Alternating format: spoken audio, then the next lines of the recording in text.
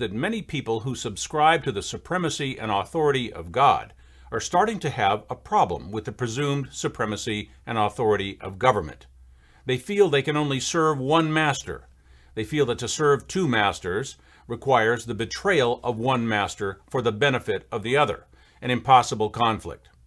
As government presumes more and more authority and casts itself in the role of God, that conflict grows greater. Our government now tortures, kidnaps, assassinates, engages in slave trade through taxation of wages and earnings, and puts innocent citizens in bondage of debt without their consent. Our government, the one we pay for, the one we created, is doing things the Bible says good men may not do. On our dollar it says, "In God we trust." That expression was not used by our forefathers to affirm their religion. Our nation's founders did not have the slightest doubt of the existence of God. They put that expression on the money as a defiant declaration against King George III, that we choose to trust God and not any king or government.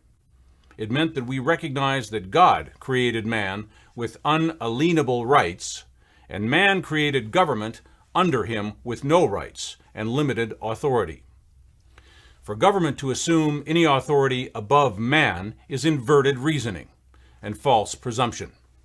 There's an example of government's false presumption right on this dollar bill. We are told this is money. It says dollar. I looked at an old law dictionary, and it said that a dollar is money measured in gold or silver. If it is not gold or silver, it is not money under the law.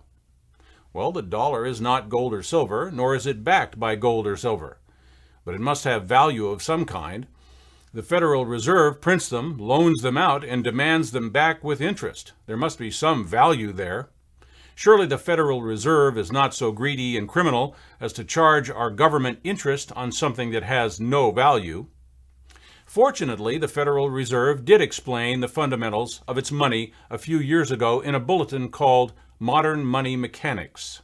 So let's see what the creator, lender, and owner of your dollar says about its value.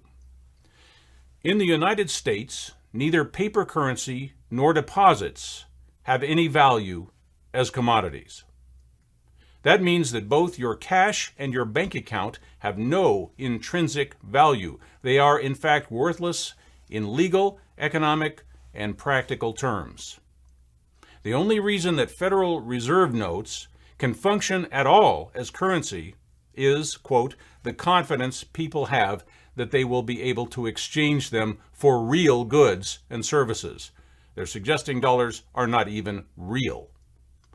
So even the Federal Reserve, the originator of our currency, has admitted that Federal Reserve notes have absolutely no value outside of our imaginations. So much for Federal Reserve propaganda. That was the good news.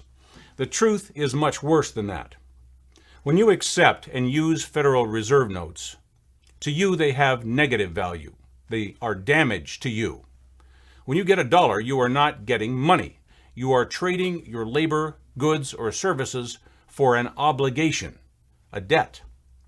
At the very top of the dollar, it does not say Federal Reserve money or Federal Reserve currency. It says Federal Reserve note, as in promissory note.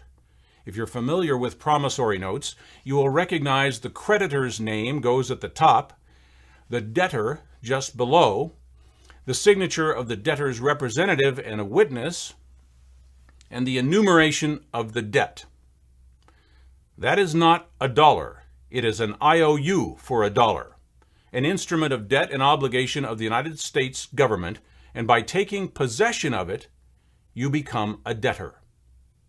Your government borrowed that dollar at interest and promised that you would pay the interest through all kinds of taxes, fees, fines, licenses, permits, judgments, and demands. As the Federal Reserve said, the dollar is not a commodity. It is a contract of debt attaching itself to anyone who touches it. That contract says those notes may be taken from you at the whim of government. Anything you buy with it may be confiscated by government. It's fool's money. The Federal Reserve Note is the shackle and gun of the slave system known as fiat currency. The Federal Reserve banks have trapped our government into constantly begging for more and more loans and to push worthless debt notes on every American in a snowballing crisis of public debt and toxic currency. This note is the single most destructive force against our economy, wealth, and our freedoms and our opportunities, not to mention the integrity of our government's finances.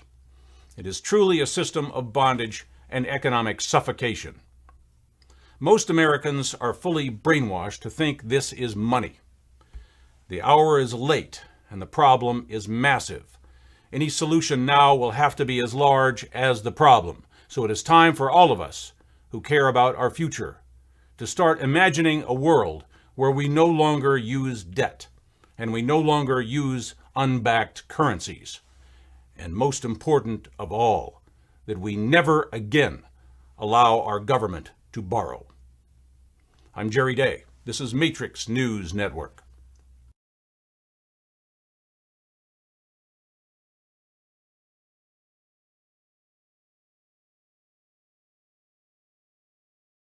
Now get back with the person that gave you this information and sign up for your free gold savings account. Welcome to Karatbars.